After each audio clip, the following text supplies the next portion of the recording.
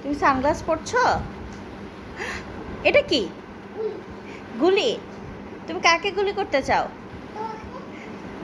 কেন? আমি কি অপরাধ করলাম? তাই তোমার বেবিকে চুরি করলাম?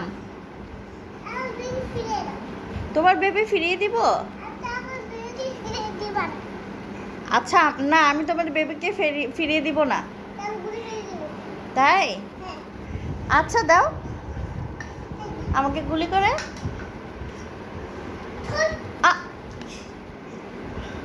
আমরা তো মারাই গেলাম, আবার জীবিত হয়ে গেলাম।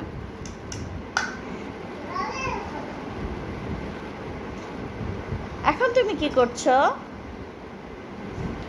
হ্যাঁ, এটা কি? ও বাবা রে, হ্যান্ডকাফ।